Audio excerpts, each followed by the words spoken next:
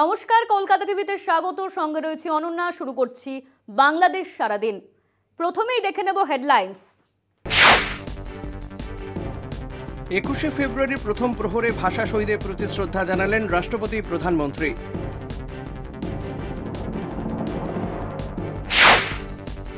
অমর 21শে ও আন্তর্জাতিক মাতৃভাষা দিবস উপলক্ষে 21 জন বিশিষ্ট ব্যক্তিকে 21শে পদক 2024 প্রদান করেছেন প্রধানমন্ত্রী শেখ হাসিনা।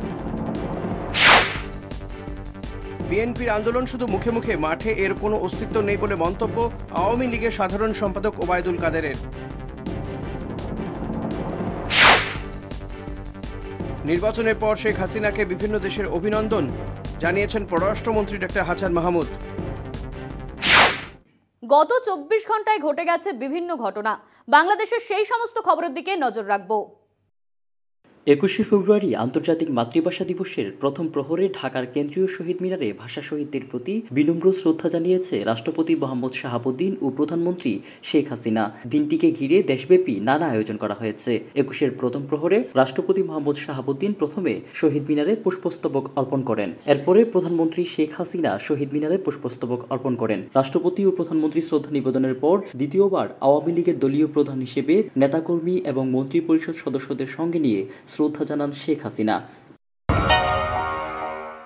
অমর 21শে ও আন্তর্জাতিক মাতৃভাষা দিবস উপলক্ষে 21 বিশিষ্টজন ব্যক্তিকে 21শে পদক 2024 প্রদান করেছে প্রধানমন্ত্রী শেখ হাসিনা। মঙ্গলবার ঢাকার উসমানী স্মৃতি মিলনায়তনে এক অনুষ্ঠানে বাংলাদেশের দ্বিতীয় সর্বোচ্চ এই বেসামরিক পুরস্কার প্রদান করেন প্রধানমন্ত্রী। এর আগে 21শে পদক প্রদান উপলক্ষে রাষ্ট্রপতি মোহাম্মদ শাহাবুদ্দিন ও প্রধানমন্ত্রী শেখ হাসিনা পৃথক পৃথক বাণী দিয়েছেন। পৃথক বাণীতে রাষ্ট্রপতি ও প্রধানমন্ত্রী উভয়ই অনুষ্ঠানের সাফল্য কামনা করেন। যারা ভাষা, সাহিত্য, শিল্প, কলা বিভিন্ন ক্ষেত্রে অবদান রেখেছেন তাদেরকে পুরস্কৃত করতে পেরে আমরা ধন্য হয়েছি। এই ত্যাগী মানুষগুলিকে খুঁজে বের করা, এটা বোধহয় আমাদের যারা সমাজে উচ্চ স্তরে আছেন তাদের দায়িত্ব। তারা যদি এটা করতে পারেন খুবই ভালো হবে। 54টা দল নিয়ে তারা সরকার বিরোধী ঐক্য জোট করেছে, এর মধ্যে সম্ভাবনাও আছে। এই ঐক্য জোটের শরিকরা এখন কোথায়, বিএনপি নেতাদের কাছে আমি জানতে চাই। বিএনপির আন্দোলন শুধু মুখে মুখে, মাঠে এর কোনো অস্তিত্ব নেই বলে মন্তব্য করেছে আওয়ামী লীগের সাধারণ সম্পাদক ওবায়দুল কাদের।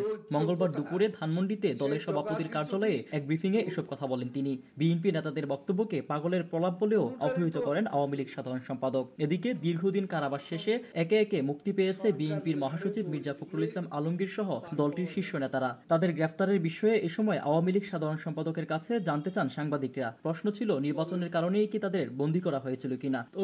তবে তা নাকচ করে দেন ওবায়দুল কাদের।